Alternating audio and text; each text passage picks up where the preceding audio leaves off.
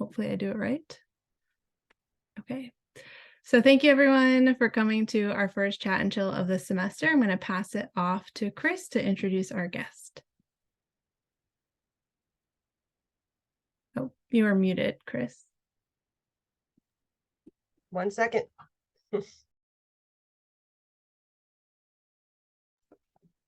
My wonderful little son needed to check in with me.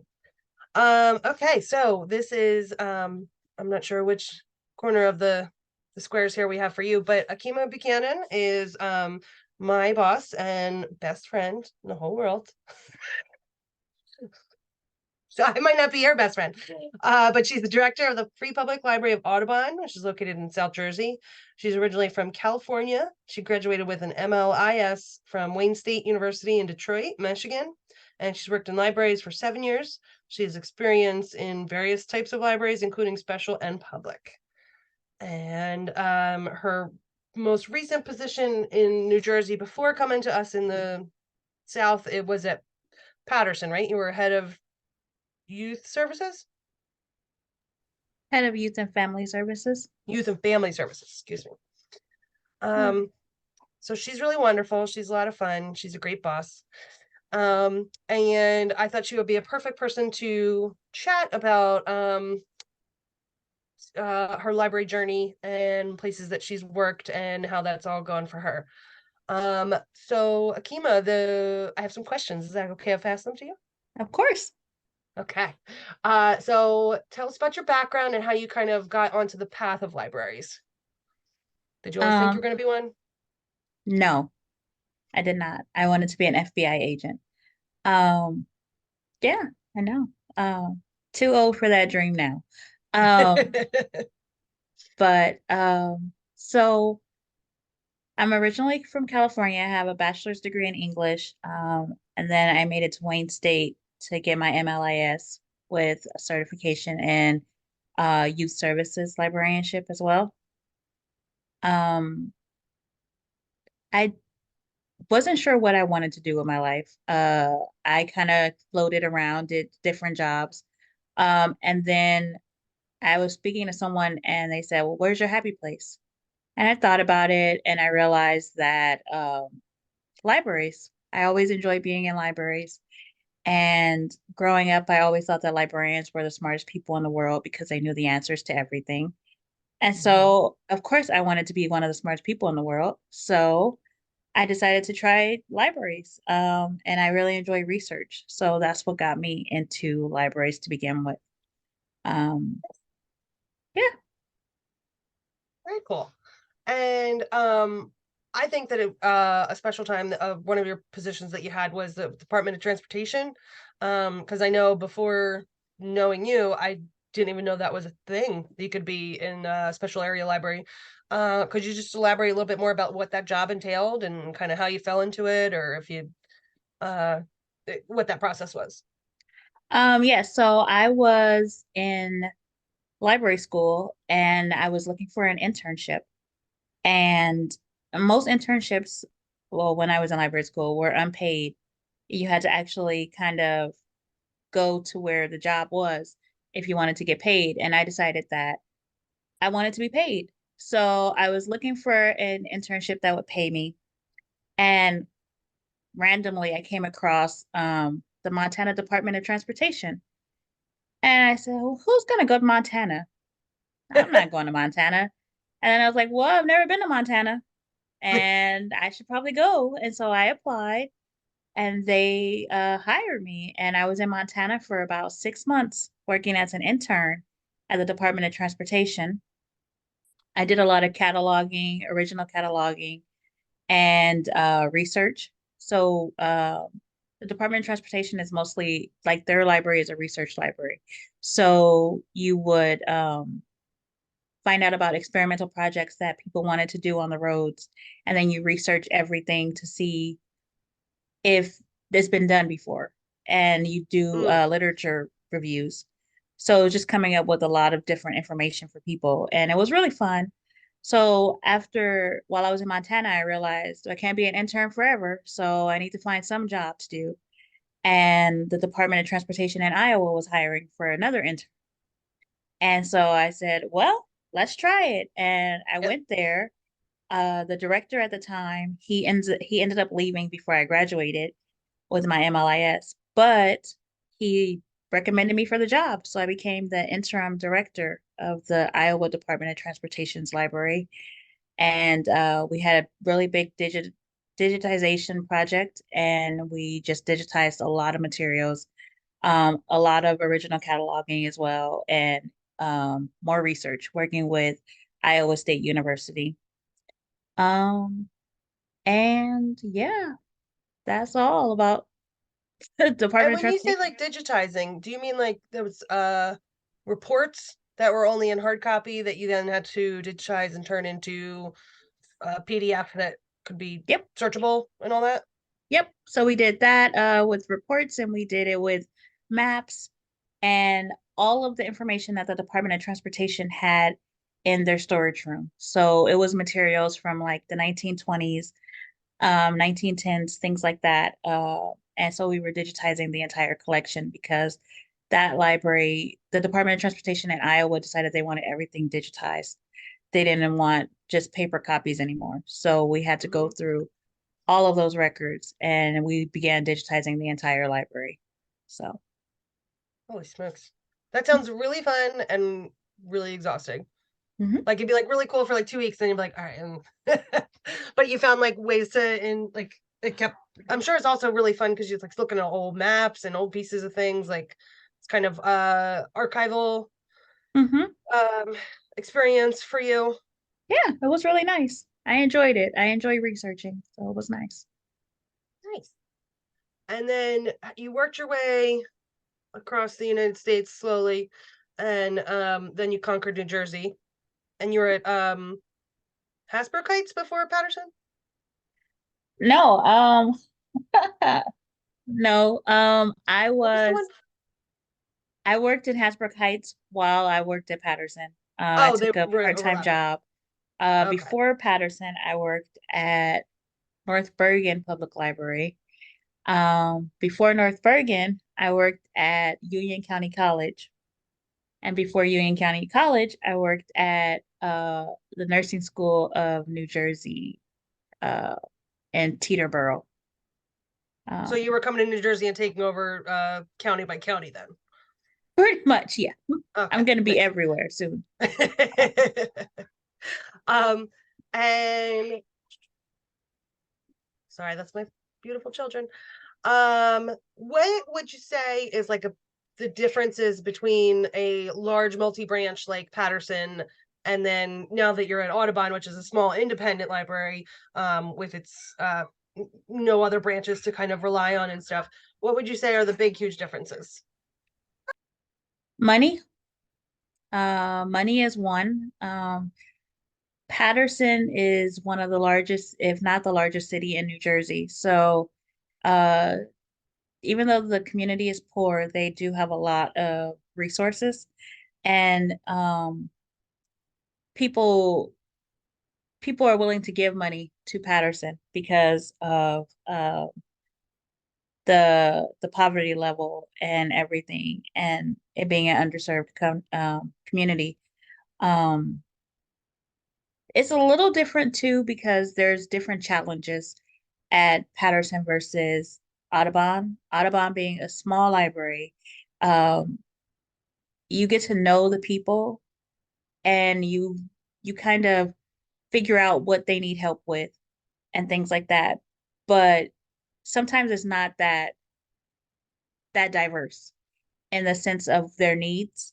Whereas in Patterson, because there's so many different people, there's a lot of different needs. So you can you could kind of be a librarian of any type in a city like Patterson because there's so many different needs that are there. Whereas being in Audubon, it's such a small town that there's not a dedicated adult references librarian or children's librarian necessarily. Whereas Patterson, there was a librarian for every department. So it was a little bit more specialized. There is a literacy department where it focused solely on helping people with English skills. and tutoring children. And like even when I was in North Bergen, which was smaller than Patterson, but larger than Audubon, there were citizenship classes because it has a large immigration population. So it it all just depends on the size of the library, if it's going to be more specialized versus general librarianship, and how much money they have to spend. Because unfortunately, money does matter a lot when it comes to resources and things like that. Um, but I also think that it depends too on the leadership of the library, because even with having not a lot of money, you can still do a lot for your patrons if you are aware of the needs of the community, which I think is really important. And that because you can find resources, free resources, um, and or you can create your own. But usually you don't have to reinvent the wheel. Someone else has already done that. But I think the one of the main differences is just the needs of the community. And I want to give Akiema some props that she will not take. That she came in 2 years ago now, about 2.5 years ago, and completely revamped our small town library. We had pretty much no programs other than maybe 2 book clubs. Now we're running 8 book clubs. 2 of them are children's book clubs. We run STEM programs for children. We run weekly adult craft nights and children craft nights.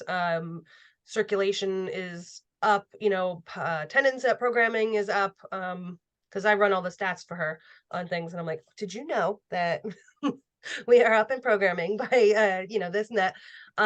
So she's really done a lot on a very shoestring budget and worked very tirelessly to raise our profile. So it's been wonderful for us as having nothing going on. And so it's so important what a library director can do, and completely change the atmosphere of a library.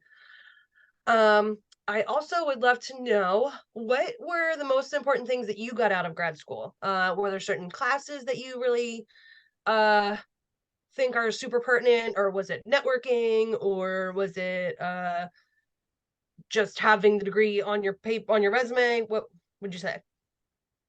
Hmm. So, huh.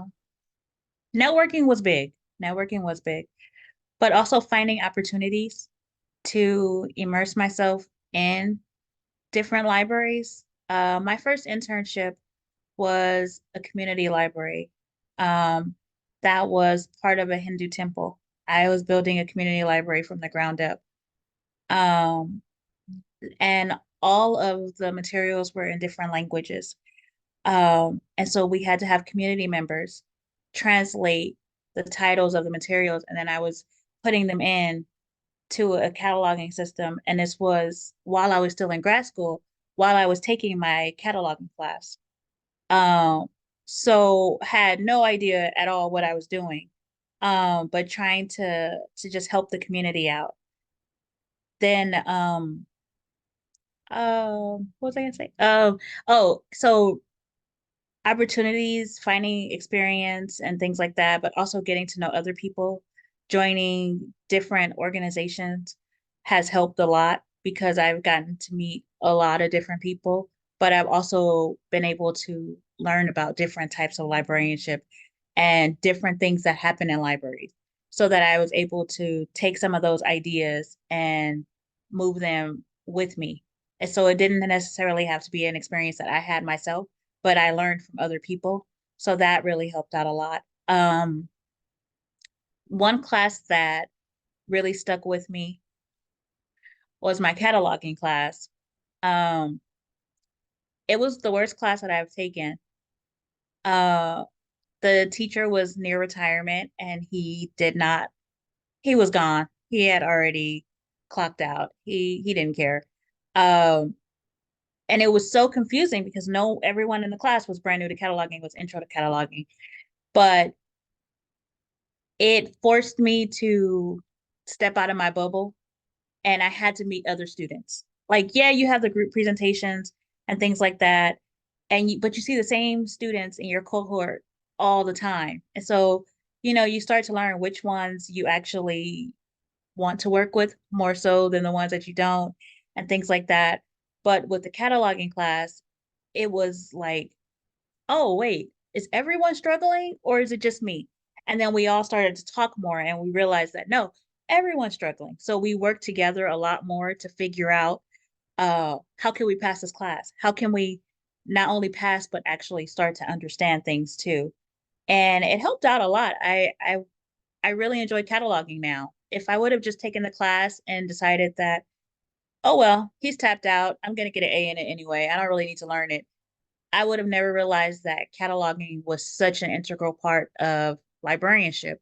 And it is important. And it's not for everyone. That is true. But it was very interesting to learn. So I would say favorite part of school was just getting experience and networking, meeting new people, just getting different people's perspectives on just any topic, because you can bring up one thing, even if you bring up, say, book bans, even if people are against book bans, they all have their own reasons as to why they're against it.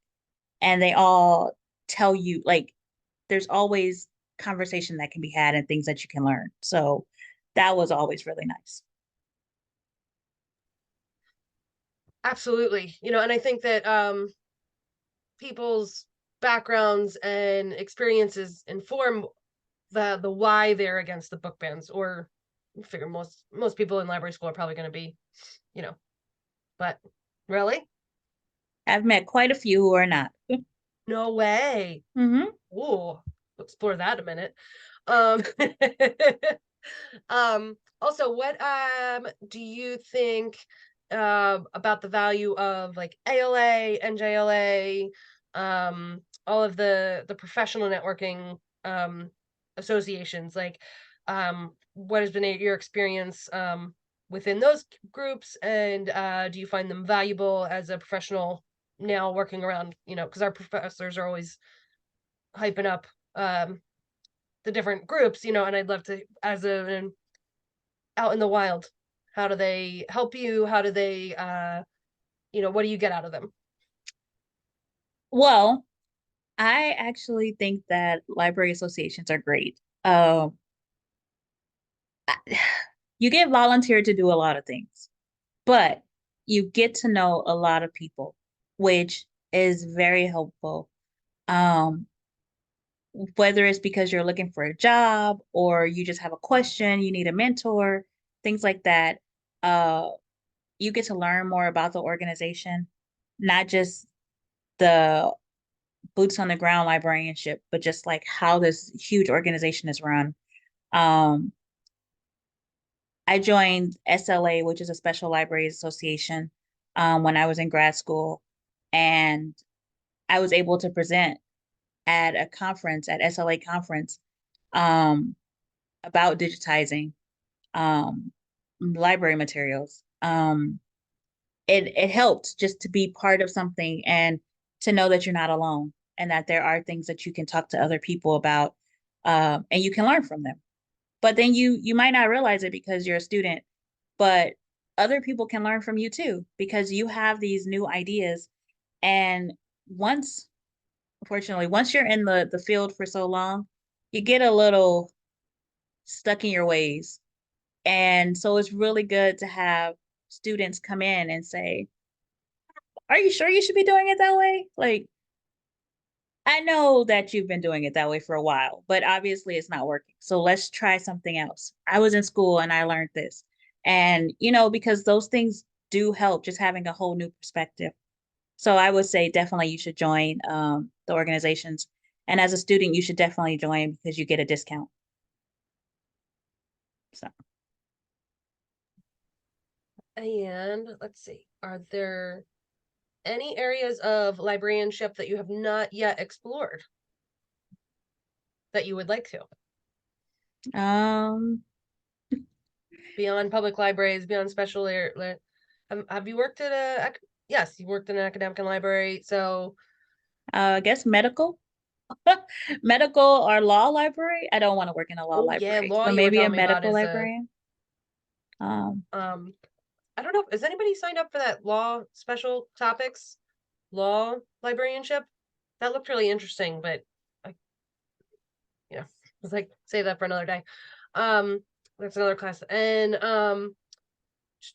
how relevant is technology and social media for libraries? Like for us as librarians, like how we all had to take the uh coding class and stuff. And Bosley, are you in that now? In the yeah. And it's I remember how I was like, I built a website and it said like 3 things on it. I was very proud of myself. Um how important are keeping those skills up? I think they're very important. I don't know if any of you work in libraries other than Chris, but if so, you probably have older coworkers who are like, I don't know how to print that. Hey, teach this person how to come show them how to do this. And you're always the one because you're a little bit younger and they pull you over. You don't want to be that person. Like you want to keep your skills up to date a little bit at least. Like um plus it's helpful. You can help a patron so much more if you know how to print from the screen or change it from black and white to color or take off tracking on the Word document instead of having to pass them on to another colleague. It it helps the patron experience a lot more, and it's more likely that they have a positive experience, which has them come back to the library versus being passed off to someone else for something that might not be that difficult. Um, I think also technology, because you don't know, your job is not always going to be what is described in the job description. So sometimes you come in and you're like, oh, your website is it's really rough. We need to fix that. And everyone's gonna be like, I don't know how to fix that. Too much work. I'm not gonna do it. And it's gonna bother you. And so if you have those skills where you remember how to do your MySpace page, you guys are way too young for MySpace. Your you guys are so if you know how to do that basic coding, it actually comes in handy. Uh okay. Thank you. So it those things come in handy, having that not being afraid of technology. Like right now AI is like so popular, and it just kind of learning a little bit about AI and what can you do with it, like using Canva to create posters and things, and being able to use the AI in Canva and just being like, what? I could create this? How? What? You don't actually have to necessarily fully understand it, but to know how to work with it is important. And I think social media is the way that things are happening now. So you even if you don't use social media in your own personal day-to-day life, you have to have an understanding of it because it is important. That is how you're reaching some patrons. Some patrons are only looking at the library on Facebook or on Instagram or TikTok. I mean, Book Talk became so popular. Those are things that you kind of want to stay a little bit in touch with because in the end that helps connect you to your patrons. And I think one of the most important things about being a librarian is connecting with patrons and trying to just get them to become lifelong learners. If you don't build that, then like what's the point? So I think technology is important.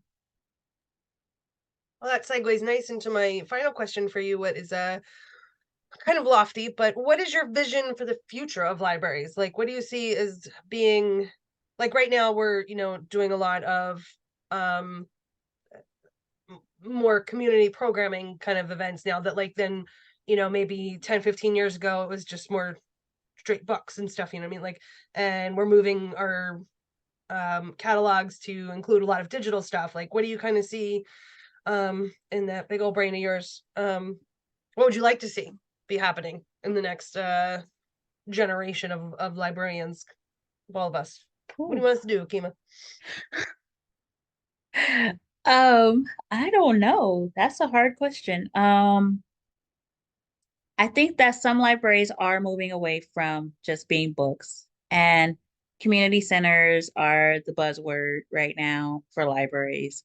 Everything is a library is a community, which is true. It is a buzzword, but it's accurate. Libraries are community centers. People come to the library for a number of different things. I think that that will stay the same, that people will always need to use a library for something.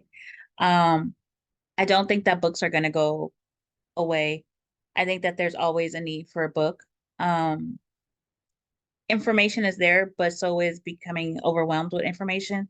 And you need people who are able to actually go through the information and figure out what's true, what's not, what can help you, what's just overwhelming. Um, and so I think that the library is probably going to change a little bit from what it is right now. But I think that the general community and books, um, and just resources for the community will stay the same. Um, I don't see that changing. I don't think that just a plain digital library would just it won't take the place of a physical brick and mortar library, because some people come to the library just for that connection with the staff members. Um, they come to get those questions answered, and they want to be face to face with you. I think that's why during the pandemic it was so hard for a lot of people, because you didn't have that face to face communication.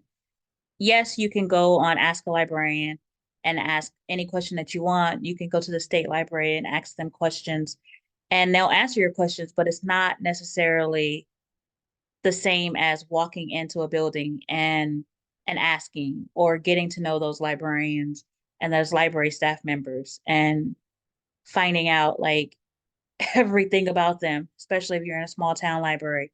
Um, so I don't think that they're going to go away. I think that there is going to be changes, and it's not going to look exactly the same, especially with Best Buy no longer selling DVDs. I'm not sure how that's going to work. This no DVD thing. How are we going to watch stuff? I'm tired of Netflix. So I'm not sure, but And my last question is, if you could just tell everybody why I am your favorite employee. unfortunately, I cannot do that. My favorite No, employee is Lorna. Um, yeah, Lorna she is is pretty 84 wonderful. years old, and she is the feistiest person I've ever met in my life. Hmm. So I'm She sorry. don't hear good, but she's funny as hell. That is true. Um, so yeah, those are my questions. I wanted to open it up to our guests here, or to the other exec board members if you have any questions. What's a MySpace? A MySpace is old-timey platform for social media. But yeah, we'd love to hear if you guys have anything to ask Akiema as You a would have been in real my top 8 thank you. That makes me so happy. until you made me mad. That was Um, the best feeling. sorry, I have a question. Um, Kayla, by the way, I know it probably has my name in the little corner, but something I noticed recently in my small town library where I grew up is they just started being more public about their fundraising efforts. And like as a kid, like even in college, like college and high school, I didn't realize that a lot of libraries need to like fundraise for external funding. And especially even small town ones, I just sort of figured, my library was covered by the government and that's it, and taxes and whatever. And after I worked at NYPL in their development department, Ooh. working on fundraising for a long time. And I also just had like for some reason the misconception that it was just because it was big that it needed that. But I wonder if you could talk about any efforts that like you felt like, and maybe you don't feel this way, like were like as a librarian, as a director, like are you involved with any of those efforts, and like how much of that is part of your job? So, in our library, because we're a small library, I do a little bit of everything. However, we don't have a friends group at our library. So, in the state of New Jersey, the friends group is the group that fundraises for you. But because we don't have one of those groups, we don't fundraise. Um, We do accept donations, but we can't legally fundraise for things. Um, I the only library that I've been in that had friends, they had no real friends. Like no one was part of the group. It was a friends group, but there was no one. So um yeah, I have not had to actively fundraise, but I do know that with fundraising, you have to fundraise to supplement because yes, you do get money from the state.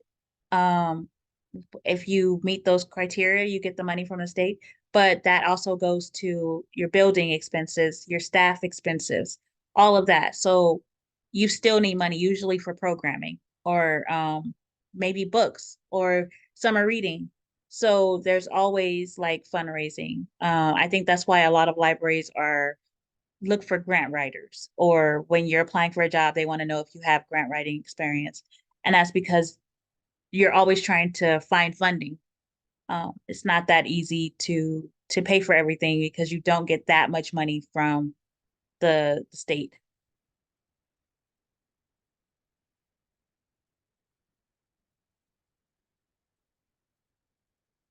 Fazley Mm. said, let's see here. What were some memorable challenges you faced in your career as a librarian? Was it an upset patron, terrible boss, etc.? And how did you deal with it? Trying to gauge what kind of problems we should prepare for as future librarians. That's typical. So one thing that I've learned about patrons, patrons are people. Some of them are going to irritate you. But the thing is, once that interaction is done with them and you've been a little bit upset, you can go into your car, you can go somewhere, cry, vent to your coworkers, but then you come back the next day and you don't have to deal with them anymore. So I think that difficult patrons are a thing, but you just have to remember that they're not there forever. Like you don't have to deal with that same person all the time. Like they might come in every day, but you don't have to deal with them every day. Like you can see them and be like, oh, nope, not today, and go the other way. You don't have to deal with them. But I think my biggest or greatest challenge has been bad bosses. Um, I think that a subpar director or supervisor can ruin your entire experience at a library. Um, you can love your job and love everything that you do, but having a boss that is not good just it just ruins it for you because it makes you not want to go to work anymore. It makes you just feel like poo and you can't get away from them. It's not like you can see them coming and say, nope, not today. Like you have to deal with them. And unfortunately, not everyone who is a director or in the supervisory role has had training to be in that role. And so more than likely you're gonna encounter a boss that's not the best. My advice for everyone all the time is if you don't like somewhere where you are, leave. Like, find another place. I know that that sounds way easier said than done, but New Jersey has so many libraries, so many libraries. There's a library for every town, and there's a lot of towns in this little bitty state. There's no point in staying in a toxic work environment. There's no point in dealing with someone who does not respect you.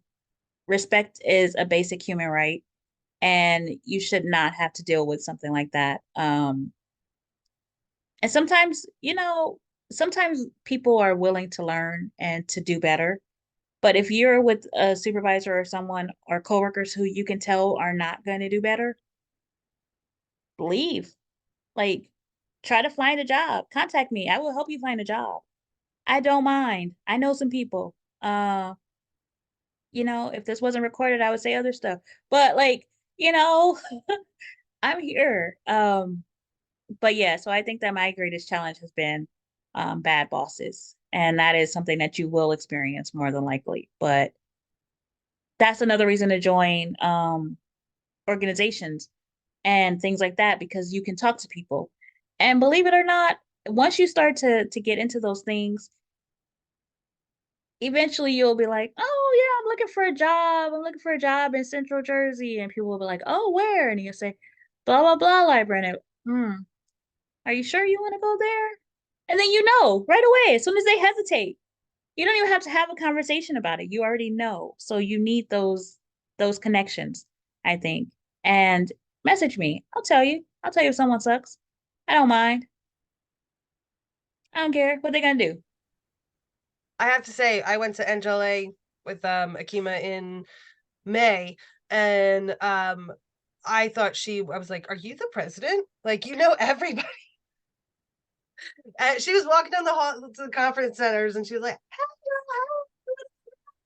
she knew everybody. So Akiema is well connected. She knows a lot of people. She's not afraid to talk to a lot of people. That's true.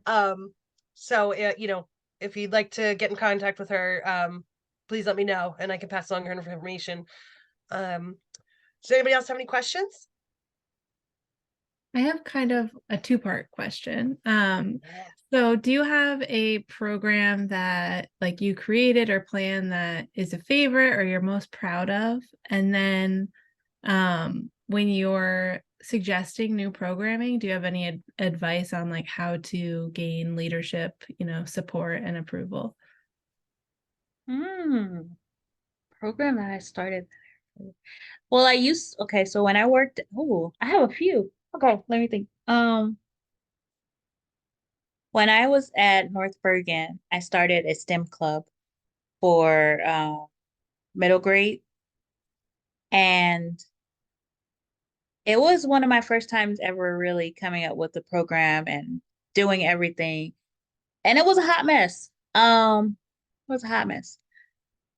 We tried to make slime, and this kid poured all his green dye into it, and we got it on the carpet and the table. And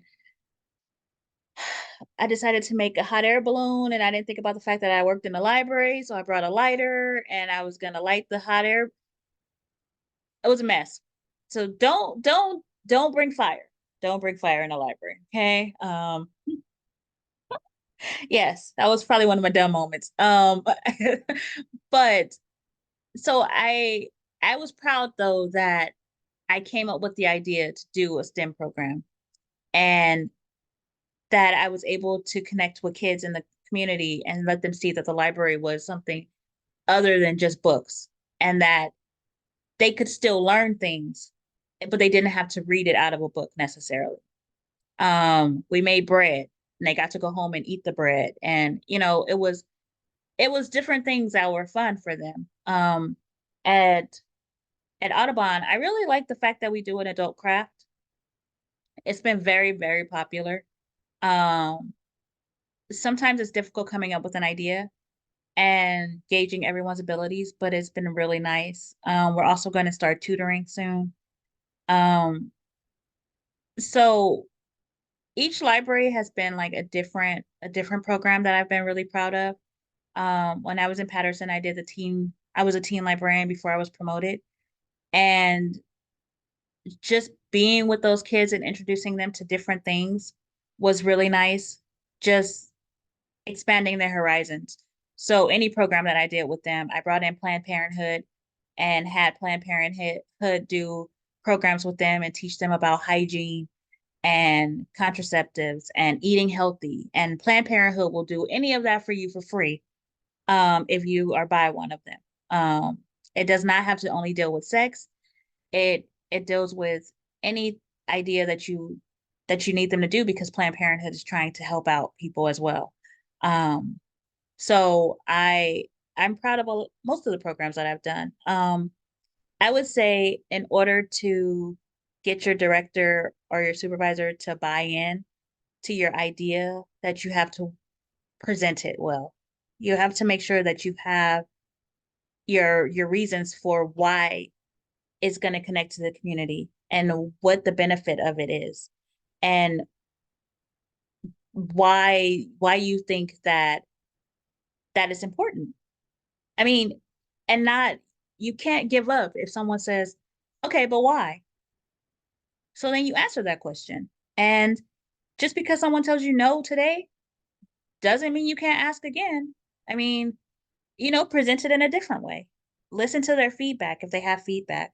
If it's because the library's never done it before, then throw in examples. Well, this library has done it and they had this many people, or this library did it and they had this many people. Because at the end of the year, every library has to do the state report. And in the state report, you want to show that you did programs that brought in patrons. So that's one of the things that kind of gets you your money. So you want to show that you're connecting with the community, that you're doing these things. So you can talk about, oh, lifelong learners, another buzz term. Hey, this program is going to turn these people into lifelong learners, lifelong library users. STEM and STEAM are important because it connects the kids and, you know, it brings in fun, but also education. Um, Anything AI is going to be big, but I would say too, join a few groups on like Facebook and follow people on Instagram that are librarians, and you can see what other libraries are doing. And then but you have to have a plan. Like, because if you bring up something, more than likely your supervisor or director is going to say, but why should we do it? So you have to have a reason as to why you should do it. But I would say be persistent and don't give up, especially if you think that it's a really good idea. Don't give up on that idea. Call me. We'll get this idea out there. Don't worry.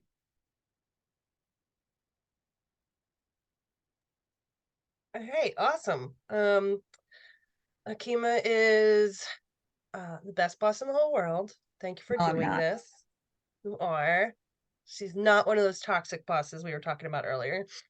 Um, yeah. And everyone should be so lucky to have a boss as opening and welcoming and collaborative as Akiema. And so I'm very grateful that she joined us tonight. And do we have any other final questions for Mrs. Buchanan? Don't call me that. That feels weird. Feels weird. Oh, so we have Christian here said, what did you find were some of the biggest differences between working with the Department of Transportation and working in public libraries? Oh my goodness. There are so many differences. Um, those two libraries are not really anything alike. Yeah, there's very rarely any books in the Department of Transportation that are just like pleasure reading. Um, there's professional development and business things, but there's nothing like, you're not gonna find a new Colleen Hoover book on there or the new Patterson. You're not gonna find that. It's all about research, which is great. I think that's the biggest difference in special libraries versus public libraries. Public libraries, you don't get very many reference questions. You get the ready reference, but you don't get deep reference questions. Whereas the Department of Transportation, sorry, you that's all you get are research questions, because people aren't coming to the library unless they have research questions. Like, they they don't care about all that other stuff. They're there to do their jobs, and you're there to help them with the research for their job. And that's that's been basically the biggest difference, which is why I really loved the Department of Transportation libraries. If you're into research, yeah, special libraries are definitely the way to go. Um, yeah, I hope that answered your question. Very cool. Yeah, if you're into reference librarianship, that would definitely, a special area would be the way to go. But all right, awesome. Miss Grace, do we have anything housekeeping to chat about? No, I think that's all. Thank you so much, Akiema, for Oh yeah, joining anytime. us tonight. All your answers were very insightful and helpful to hear. So we appreciate your time. Yes, thank you so Anytime. much. I'll pay you your $100 million tomorrow at work. No, thank you Horrible. so much, and thank you to Fazli and Christian for coming and joining us, and thank you for the millions that are going to watch this later on YouTube. We love you. We'll sign autographs later. This is how I am at work too. I'm so much worse. So That is so I'm accurate. So a accurate. big goober at work. But Yeah, yeah, all okay. right. Thank you so much, Ready to rock and roll? everyone. Have a good night. Have a good night. Thank you for coming.